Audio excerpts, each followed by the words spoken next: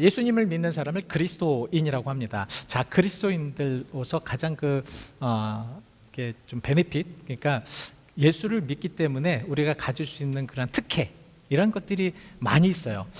그 중에서도 하나님께서 주시는 기쁨, 이 기쁨은 굉장히 우리에게 주시는 큰 축복입니다. 이 기쁨의 축복을 받지 못한다는 것은 이것과 마찬가지 아닌가, 그래서 제가 생각을 해봤어요. 우리 앞에 아주 그냥 그 산의 진미가 가득 차 있습니다. 우리는 그것을 먹으면 되거든요. 근데 그것을 먹지 못하고 지금 영양실조에 걸려 있다. 이건 참 문제가 되겠죠, 그죠? 우리는 앞에 있는 정말 산의 진미를 마음대로 먹고 정말 우리들의 모든 육신이 또한 우리들의 영이 아주 건강하여서 힘차게 살아갈 수 있도록 만드는 것이 하나님의 계획인데, 그래서 하나님 안에는 이렇게 산의 진미와 같은 아주 좋은 것들이 많이 있습니다. 그래서 우리가 하나님 안에서 살아갈 수밖에 없는 이유가 바로 이런 것인데요. 하나님 안에서 우리가 기쁨을 가질 수 있는 그런 이유, 또한 그 방법, 이런 부분에 대해서는 계속해서 이제 알고 또 깨달아야 됩니다. 우리가 왜 이런 기쁨을 가지고 살아가야 되는가? 여러분, 왜 이런 기쁨을 가지고 살아가야 되니까? 제가 봤을 때 첫 번째, 여러 가지 이제 이유는 있습니다. 근데 제가 성경을 묵상을 하면서 참 은혜 받은 두 가지만 여러분들에게 말씀드릴게요. 첫 번째 이유는 이 성령님의 그 열매이기 때문에 우리는 기쁨을 가지고 살아가야 됩니다. 우리가 성령의 은혜를 받고요, 성령께서 우리들을 터치하시고 하나님의 영이 우리를 감동시켰을 때 나타나는 그러한 이 표현은 굉장히 많습니다. 근데 특별히 이 성령의 능력 안에서 살아가는 이들의 그런 열매를 성경에는 분명하게 9가지 열매로 이렇게 표현을 하고 있어요. 그 9가지 열매 중에서 갈라디아서 5장 22절 말씀에 사랑과 희락이라고 말씀을 하고 있습니다. 그러니까 우리 인간이 하나님의 은혜와 하나님의 사랑 가운데, 또 하나님의 축복 가운데, 또 하나님의 주시는 그 은혜 가운데 이렇게 살다 보면 그 하나님의 영이 우리를 터치하십니다. 그 영이 터치하실 때 우리에게 느껴지는 것이 바로 희락입니다. 기쁨이라는 거죠. 그래서 이 기쁨을 통하여서 하나님의 역사와 은혜가 넘쳐납니다. 이 팡세를 쓴 이 파스칼이 성령의 은혜를 받은 다음에 이제 표현한 것이 있습니다. 뭐 여러 가지지만 여러분, 이 팡세를 지은 파스칼이 딱 성령의 체험을 딱 하고 나서 정말 기쁨, 느낌, 희락, 평화, 그리고 기쁨의 눈물, 이렇게 표현을 했습니다. 그러니까 성령의 충만함을 받고 나니까 이 기쁨이라는 게 막 샘솟아 오르는 겁니다. 이 기쁨의 눈물이 샘솟아 오를 뿐만 아니라 기쁨 때문에 눈물이 나는 그런 체험을 하는 것입니다. 이것이 바로 성령의 능력을 통해서 우리가 받을 수 있는 그런 체험적인 그런 것이고요. 두 번째는 하나님의 그런 말씀 안에서 하나님께서 주시는 그런 그 기쁨이기 때문에 우리는 받을 수가 있다라는 것입니다. 자, 하나님이 주시는 기쁨과 세상이 주는 기쁨은 지난주에 말씀을 드린 것처럼 굉장히 차이가 있습니다. 세상의 기쁨은 한순간의 기쁨이고, 그리고 그때에는 시간에 따라서, 예를 들어서 내가 잘 된다든가 좋다라든가 즐겁다라든가 했을 때 기쁨이지만, 하나님이 주시는 기쁨은 그런 기쁨이 아닙니다. 항상 어느 때든지 고통이든지 괴로움이든지 아니면은 정말 우리에게 기쁨과 즐거움이든지 이러한 곳에서 하나님께서는 항상 우리에게 주는 기쁨이 넘친다라는 말씀입니다. 그래서 지난주에 말씀을 드렸습니다. 로마서 15장 13절 말씀을 다시 한번 여러분들에게 말씀을 드리려고 합니다. 자, 소망의 하나님의 모든 기쁨과 평안을 믿음 안에서 너희에게 충만하게 하신다. 그러니까 우리가 소망을 가지고 하나님 안에서 기쁨을 가지고 살기 위하여서는 하나님을 온전하게 바라보고 하나님께 주시는 그런 기쁨과 은혜가, 평강이 충만한 그런 모습 속에 살아간다면, 그러면 그 가운데서 놀라운 하나님의 축복 가운데, 또 은혜 가운데 2020년도에는 더욱더 융성한 그런 그 하나님의 에너지, 그러니까 영적인 에너지를 가지고 살아갈 수 있을 줄 믿습니다. 그래서 오늘 여러분들에게 이렇게 말씀을 드리면서, 지난주에 제가 그래서 말씀을 마지막 마무리를 하면서 이번 주에는 한번 3가지를 가지고, 물론 여러 가지 이제 방법이 있지만 3가지를 가지고 우리가 한번 훈련을 해봤으면 좋겠습니다. 그래서 하나님의 말씀을 들을 때의 그런 기쁨을 한번 체험해 보시기를 바랍니다. 훈련해 보자는 거죠. 그래서 하나님의 말씀이 막 들려질 때에 그 오는 기쁨, 이것을 한번 우리가 체험을 할 수 있고요. 그리고 주님을 위해서 사는 기쁨, 여러분, 주님을 위해서 사는 기쁨은 주를 위해서 고통을 받고 주를 위해서 아픔 속에서 산다고 하여도 그래도 그 가운데서 기쁨이 숨쉬는 그런 기쁨을 한번 체험해 보자라는 것입니다. 그리고 세 번째는 복음을 전할 때의 그 기쁨, 하나님의 복음을 가지고 주변 사람들에게 전할 때의 그 기쁨을 한번 체험해 보자고 말씀을 드렸습니다. 그리고 오늘 본문 말씀에는 그런 가운데서도 하나님의 말씀 가운데 어떤 기쁨이 우리가 삶 속에 그렇게 체험할 수 있을까? 그리고 우리가 우리들의 삶 속에서 나타나는 그 좌절되고 고통 속이고 정말 이것은 도저히 일어날 수 없는 그러한 상황 속에서도 주시는 그 기쁨을 어떻게 우리가 활용하여서 정말 심차게 살아갈 수 있을까를 말씀을 드리려고 합니다. 자, 오늘 본문 말씀의 배경을 여러분들이 이렇게 봤을 때 먼저는 우리가 이스라엘의 그런 역사 속으로 한번 들어가 봐야 합니다. 자, 이스라엘의 역사를 딱 보면서 하나님께서 정말 이스라엘이 너무너무 죄악에 있었을 때 도저히 안 될 때 이 이스라엘을 바벨론이라는 그 강대국을 통하여서 이제 침공하게 만들고 그리고 이 이스라엘 백성들을 바벨론 포로로 이제 이렇게 끌고 갑니다. 참 나라를 잃은 또 나라가 완전 그 망해버리는 패해버리는 그래서 정말 더 이상 일어날 수 없는 그런 완전한 패망의 모습 속에서 이스라엘 백성들은 70년간 바벨론이라는 곳에서 이제 고통의 세월을 보냅니다. 근데 하나님께서 이 바사왕의 그 고레스라는 사람의 마음을 감동시켜서 이 이스라엘 백성을 다시 예루살렘, 그러니까 이스라엘로 다시 귀환시키는 그러한 작업을 하게 됩니다. 그래서 첫 번째 1차 귀환은 스룹바벨이라는 사람을 통하여서 이제 그 귀환이 되고요. 두 번째는 에스라라는 사람을 통해서 귀환이 되죠. 그리고 세 번째는 오늘 본문에 나오는 느헤미야를 통해서 3차 귀환이 이제 이루어지는 그런 모습입니다. 자, 1차 귀환 때는 이 스룹바벨을 통해서 굉장히 힘이 났어요. 다시 자기네 나라로 가서 정말 이스라엘 예루살렘에 가서 그 성에서 그 예수님의 그 예루살렘 성전을 다시 한번 짓게 됩니다. 재건을 하게 되죠. 그러한 속에서 이스라엘 사람들은 참 그렇게 되면은 막 흥이 나야 되잖아요. 뭔가 막 하나님의 역사가 일어나야 되잖아요. 근데 그들은 그렇게 하나님의 말씀 안에서 살면서도 이게 그 영적인 부분에 이게 충족되지 않은, 다시 한번 영적인 부분에 깨어있지 않은 그런 삶 속에서 살아갑니다. 그래서 약 한 78년 후에 2차 기환이 되는데 2차 기환 때 에스라를 통해서 그 이스라엘을 영적인 그런 개혁 운동을 막 일으킵니다. 막 영적인 개혁 운동을 일으키는데 제가 봤을 때는 그것도 안 된 것 같아요. 왜냐하면 오늘 그 말씀을 통해서 볼 때에 느헤미야서 1장 3절 말씀에 보시면 이게 이제 3차 귀환 전의 그 모습이거든요. 그러니까 2차 귀환이 되고 그리고 나서 이스라엘 사람들이 어떻게 살았는가를 지금 보여주는 그런 단서인데요. 그들이 내게 이르되 이제 사로잡힘을 면하고 남아있는 자들, 그러니까 이스라엘 남아있는 자들이 그 지방에서 거기에서 큰 환난을 당하였다. 그리고 능력을 받으며 예루살렘 성은 허물어지고 성문은 다 불탔다. 만약에 하나님의 백성으로 계속해서 있었다면, 그리고 그곳에서 하나님의 역사가 계속 일어나고 있었다면 이곳에서는 막 부흥의 그런 영적 각성 운동이 일어나야 되는데 그들의 모습은 굉장히 허물어진 곳에서 사람들의 비평과 비난과 조롱을 받으면서 그곳에서 살고 있었다는 것입니다. 이스라엘 백성들이. 느헤미야는 이 이야기를 듣고 이제는 정말 완전히 마음에 실망을 합니다. 어떻게 우리나라가 저렇게 될 수 있었을까? 그리고 하나님 앞에 기도하며 금식을 합니다. 그리고 그 당시에 이제 느헤미야는 바사 제국이라는 곳에서 이제 술 맡은 아닥사스다의 그런 술 맡은 관원이었습니다. 이 아닥사스다의 그 술 맡은 왕의 관원이었기 때문에 굉장히 높은 위치에 있었습니다. 그래서 이 느헤미야가 이 왕의 허락을 받고 예루살렘으로 가서 이제는 예루살렘에서 자기가 어떻게 해야 되는 것을 이제 가기 위해서 그곳에서 이제 출발을 하게 됩니다.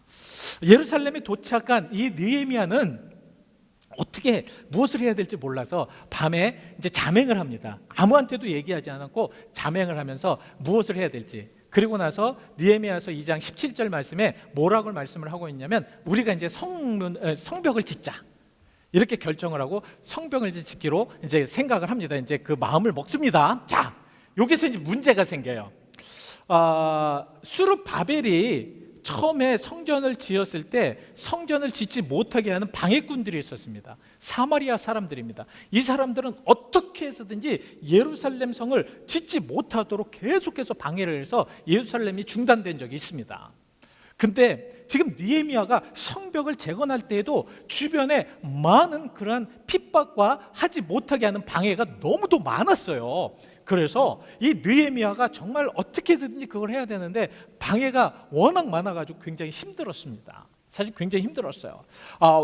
외부적으로는 그 주변에 있는 많은 사람들, 그리고 이방인들, 그리고 그 백성들조차까지도 자꾸 그것을 하지 못하게 비난하고 그 다음에 이간질하고 특별히 느헤미야를 살해하려고 하는, 죽이려고 하는 그러한 모의까지 다 했다라는 말씀입니다.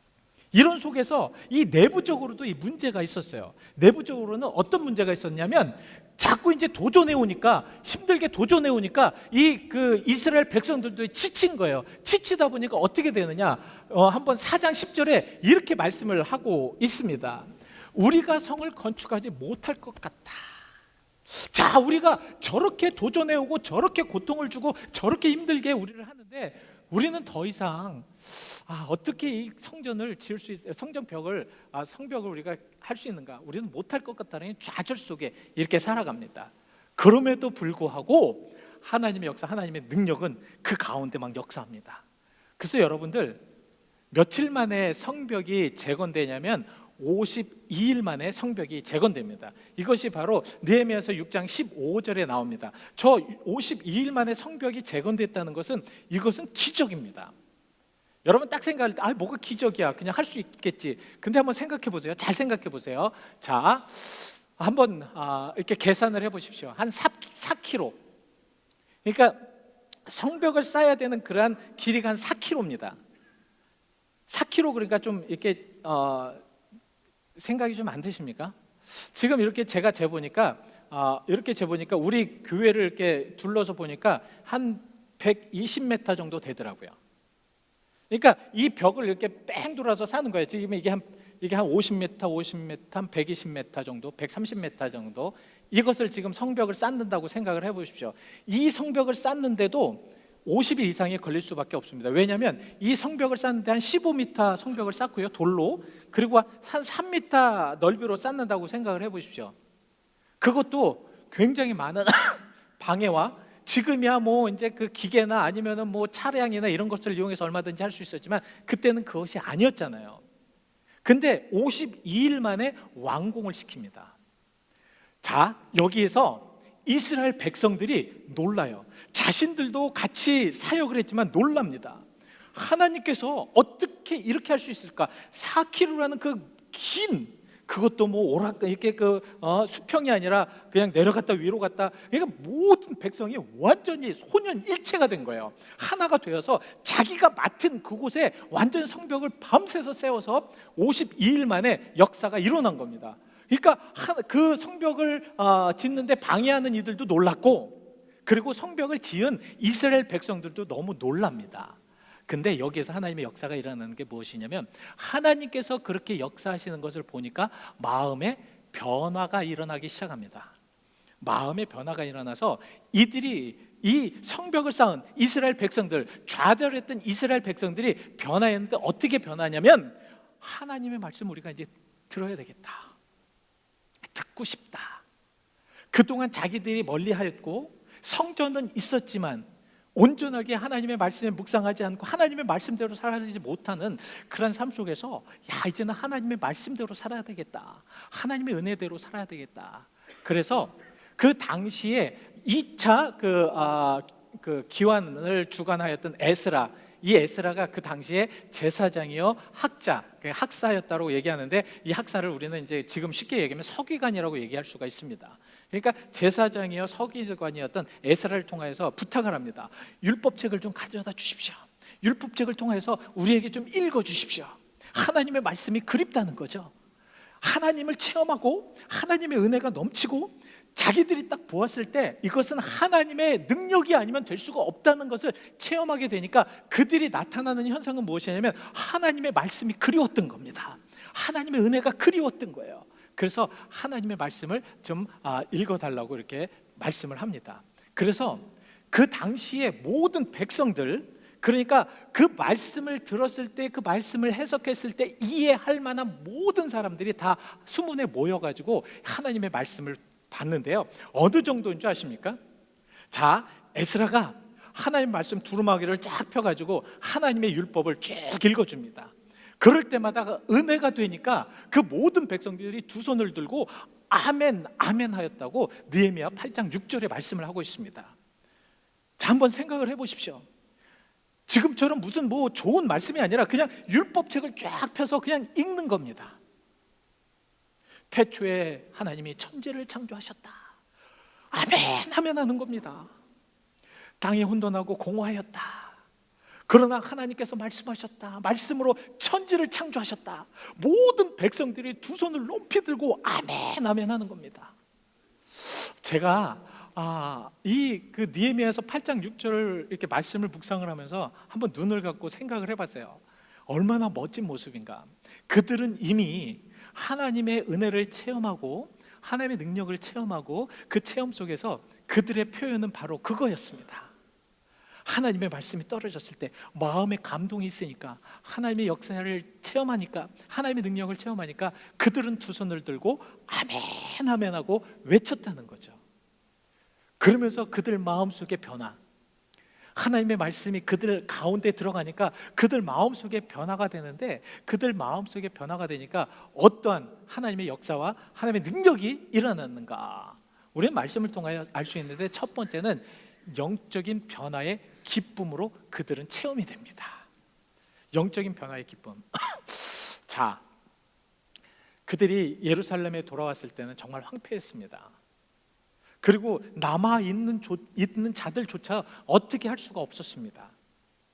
그래서 그들의 마음은 완전히 좌절되었고 능력이 없었고, 사실 지금도 마찬가지이지만 여러분 분명하게 알아두십시오. 하나님의 사람들, 하나님을 온전하게 믿는 자들, 하나님의 능력의 사람들은 정말 하나님께 주시는 그 은혜로 이 세상에서 힘있게 그 능력 안에서 살아가는 이들입니다. 우리도 하나님의 사람들이라고 한다면, 하나님의 은혜의 사람들이라고 한다면, 우리 또한 하나님의 은혜를 가지고 능력을 베풀며 사는 것이 당연합니다. 그렇지만 그들은 그 모든 것을 잃어버렸어요. 하나님의 능력도 잃어버리고 좌절 속에서 주변의 많은 이방인들과 주변의 많은 사람들이 조롱과 힐난하면서 정말 니들이 어떻게 하나님을 믿으면서 하나님의 백성이 이렇게 될 수가 있느냐라고 그렇게 하면서, 그런 이야기를 들으면서, 또 성벽이 없는 곳에서 살면서, 여러분 그 고대에 성벽이 없다라는 것은 안전함이 없다는 거예요. 성벽이 있어야지 그래도 자기들이 편안한 사람들, 도둑이나 아니면은 좀 위험한 사람들이 안 들어오죠. 근데 성벽이 없으니까 어떻게 돼요? 아무나 다 들어오는 거예요. 아무나 자기들을 볼 수가 있는 것입니다. 자기들의 생활을 볼 수 있고, 자기들의 나약함을 볼 수 있고, 자기들의 은혜 없음을 볼 수 있고, 다 볼 수 있는 겁니다. 왜냐하면 성벽이 없기 때문에. 그래서 많은 사람들이 봤을 때 하나님의 민족이라고 하는 이들도 별일 것이 아니구나, 그러면서 그들을 조롱할 수 있었고, 아무것도 아니라고 그렇게 비평과 비난할 수 있었고, 자기 마음대로 떡주무르시 주물르면서 그렇게 그들을 이용할 수가 있었다는 것입니다. 이런 좌절된 이들, 도저히 이제는 영적으로 어떻게 할 수가 없는 그러한 이들, 그래서 정말로 이제는 포기될 수밖에 없는 그러한 이스라엘 백성들이 하나님의 말씀을 듣습니다. 근데 9절에 뭐라고 말씀을 하고 있습니까? 그들이 그 말씀을 들으면서 뭐하니라? 울었다고 얘기해요. 울었다. 사실 이 울었다라는 그런 말에는 마음 안에 정말 억울함, 억눌림, 고통, 아픔, 괴로움, 이런 것들 통해서 표출하는 것이 울었다라는 그런 표현으로 나올 수가 있습니다. 이것은 근데 세상적이에요. 여기서 울었다라는 것이 무엇인 줄 아십니까? 그들이 울었다라는 것은 하나님의 말씀을 쫙 펴고 하나님의 말씀이 전파되니까, 하나님의 말씀이 들려지니까 그들이 그 말씀을 듣고 뭐를 생각했냐면, 내가 하나님, 그 뜨거운 또 그 역사의 하나님, 온 우주 만물을 창조하신 하나님, 능력의 하나님, 세상을 창조하시면서 이 땅을 다스리라고 하셨던 그 하나님, 역사의 하나님, 그래서 그 하나님의 자녀들은 분명하게 모든 우주를 다스릴 수 있는, 또한 그들에게 정말 하나님의 능력을 보여줄 수 있는 하나님의 사람들이 됐어야 하는데, 그 사람들이 되지 못하는 나약함으로 살았던 자기 자신들을 보면서 하나님을, 그 말씀을 생각하면서 울었다라는 것입니다. 자복했다는 거예요. 정말 하나님의 자녀로서 어떻게 살아가야 되는지를 정확하게 알아야 되는데, 하나님의 자녀로서의 그 모습을 잃어버렸다는 것입니다. 그러니까 하나님의 능력으로 살아가야 되는데 하나님의 능력을 잃어버리니까 그런 모습으로 살아가는 그런 자신들의 모습을 보면서 하나님 정말 통해 자복하면서 애통해하면서 괴로워하면서 울었다라는 것입니다. 사실 울음은 필요한 것 같아요, 그죠? 현대인들에게는, 제가 요새 말씀을 들으면서 또 여러분들에게 좀 이 말씀 같이 이제 나누면서, 참 현대인들에게 이 눈물의 샘이 많이 말라버린 것 같아요. 세상적인 것이, 세상 슬픈 것은 많이 우는데 신앙적인 부분에서는 눈물이 많이 말라버린 것이 아닌가. 사실 우리 그리스도인들은요, 교회를 위하여서 울부짖으며 기도해야 하는 자들입니다. 세상 사람들을 보면서, 믿지 아니하는 자들을 보면서 애통해하면서 기도해야 하는 자들입니다. 정말 나라와 민족을 위해서, 그리고 우리 교단을 위하여서, 위험한 모든 것들을 위하여서 우리는 눈물을 흘리면서 기도해야 하는 그러한 이들입니다. 근데 눈물이 많이 말라진 것이 아닌가. 근데 우리 예수님도 그렇게 말씀을 하셨습니다. 애통하는 자는 복이 있다고요. 마태복음 5장 4절 말씀입니다. 애통하는 자는 복이 있나니 천국의 위로가 저희와 함께 할 것이다. 하나님의 위로하심이 저희들과 함께 할 것이다. 우는 자들에게는 하나님의 위로하심이 있습니다. 그래서 하나님의 말씀을 쫙 펴서 그 아멘 하면서 울면서 그렇게 듣고 있는 그런 이스라엘 민족에게 하나님의 위로와 기쁨이 함께 하였다라는 말씀입니다. 그래서 그들은 그 말씀을 듣고 울면서 정말 마음에 있었던 자기의 모든 것들을 하나님 앞에 털어내면서, 그것이 굉장히 중요한 것 같아요. 기도가 왜 중요하냐면 바로 그런 것입니다. 여러분들이 기도하실 때 정말 하나님 앞에 울면서 눈물을 흘리면서 하나님 앞에 기도할 때 여러분들의 마음에 있는 모든 것을 좀 끄집어내면서 울부짖으면서 한번 기도해 보시기 바랍니다. 근데 그러고 나면 나타나는 현상이, 세상적으로 보면 울고 나면은 속이 후련합니다. 그죠? 여러분 안 울어보셨습니까? 참 이렇게 울다 보면, 울고 나면은 그냥 속이 그냥 후련할 때가 있습니다. 근데 신앙 안에서 영적으로 울고 나면 무엇이 생기냐면 기쁨이 샘솟듯 솟아납니다. 왠지 아십니까? 하나님께서 위로하시기 때문에 그렇다는 거죠. 하나님께서 역사하시기 때문에 그렇다는 것입니다. 그래서 우리 그리스도인들은 정말 그 신앙 안에서 애통하면서 울면서 하나님 앞에 간구하는 그런 모습이 되어야 될 줄 믿습니다. 자, 두 번째는 하나님으로 인하여서, 여호와로 인하여서 기뻐하는 그 기쁨입니다. 여호와로 인하여서 기뻐하였다. 이스라엘 백성들이 딱 봤을 때는 성전이 있었습니다. 그러나 그들은 기쁨의 삶을 살지 못했어요. 그죠? 분명히 그렇습니다. 그들은 항상 안식일마다 하나님을 찾았고 제사를 드렸을 것입니다. 그죠? 그리고 그들은 잊어먹지 않고 하나님의 율법을 생각하면서 그렇게 살았을 것입니다. 그러나 그들의 삶에는 기쁨이 없었다는 거예요. 기쁨이 없었습니다. 그러니까 어떻게, 여호와로 인하여서 기쁨이 하나도 없어지니까 그들의 모든 삶에는 바로 정말 항상 마음의 어려움, 정말 힘듦, 이런 속에서 살아갔다는 거죠. 이렇게 살다 보니까 어떻게 돼요? 기쁨이 없어다 보니까, 그러니까 결국은 그들의 모든 삶이 드라이해지는 거예요. 마음이 드라이해지고, 하나님을 믿고 있는 그런 백성인데도, 하나님의 그런 능력의 백성인데도, 하나님의 선택한 백성인데도 불구하고 그들의 모든 삶은 항상 이렇게 메마른 그러한 모습으로 살아갈 수밖에 없었다는 겁니다. 그러니까 은혜가 없죠. 그러니까 은총이 없었죠. 눈물도 없었고 서로의 사랑도 없었고, 그러나 하나님의 말씀을 듣고 그 말씀의 은혜가 되니까 그 말씀 속에서 기쁨을 찾았습니다. 무엇으로 인하여서? 여호와로 인하여서. 오늘 이 예배를 통해서도 여호와로 인하여서 여러분들에게 기쁨이 넘치시는 귀한 시간이 되시기를 축원드립니다. 여호와로 인하여서 기뻐졌다.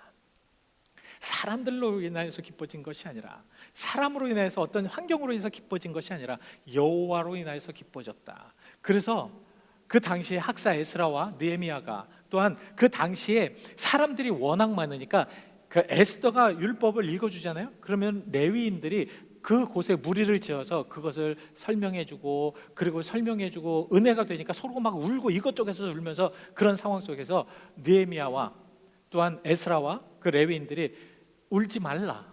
왜 울지 말아야 되는가?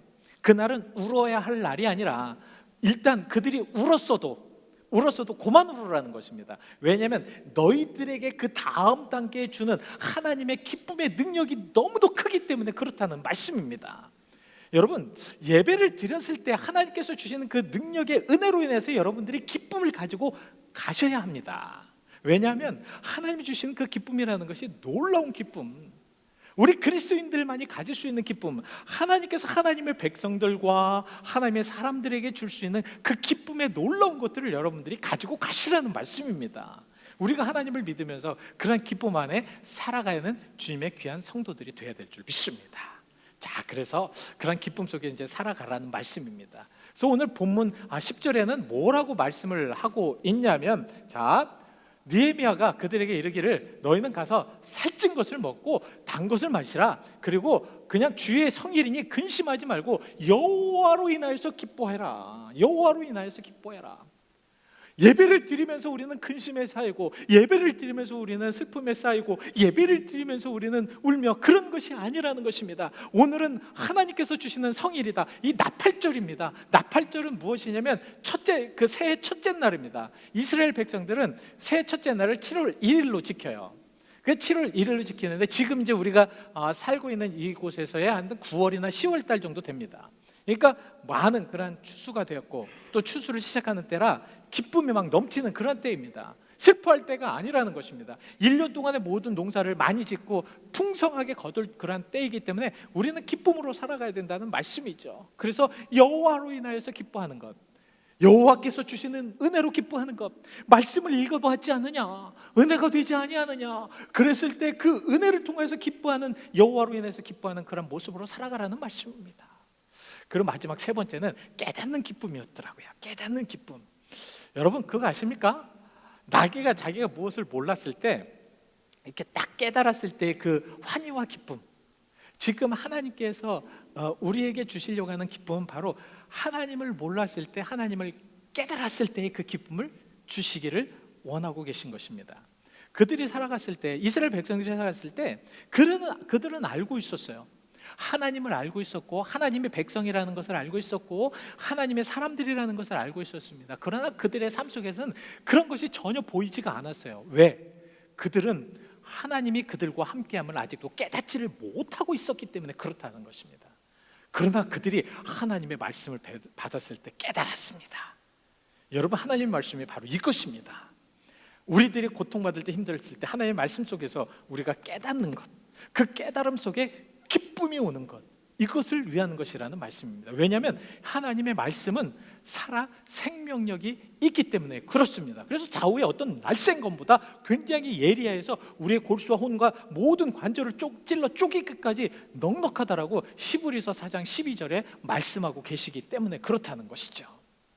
그래서 우리가 정말 하나님 주신 그 말씀으로 그 깨달았을 때의 그 기쁨, 느꼈을 때의 기쁨, 그러니까 뭐냐면 하나님의 말씀을 깨달아 보니까 나의 잘못된 부분들이 쓸려 나가는 겁니다. 나의 잘못된 습관들이 잘려 나가는 겁니다. 그동안 나를 괴롭혔던, 속에 있었던 모든 것들이 그냥 수술적으로 해서 그거를 떼어내버리는 것입니다.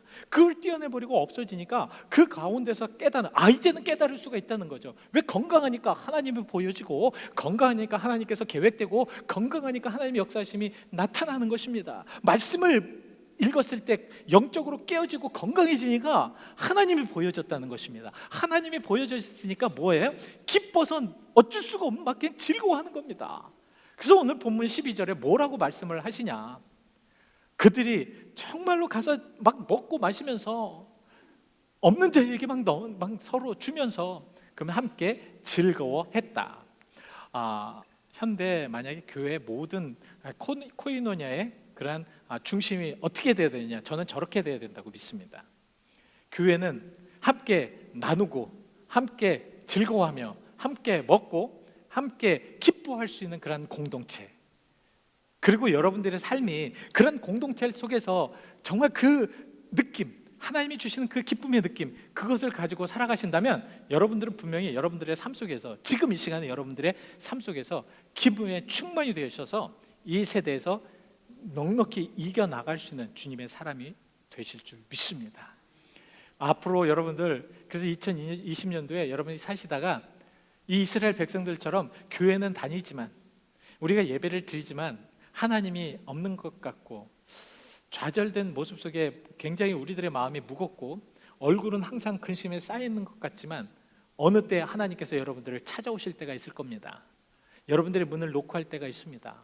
그리고 여러분들 그 시기가 있습니다. 그 때가 있을 것입니다. 그때 하나님의 말씀이 여러분들에게 들어간다면, 하나님의 말씀을 깨닫고 여러분들이 체험이 되신다면 그 기쁨을 가지고 넉넉히 여러분들의 삶을 살아갈 수 있도록 그렇게 여러분들이 준비하시는 귀한 성도들이 되시기를 간절히 축원드립니다. 기도하시겠습니다.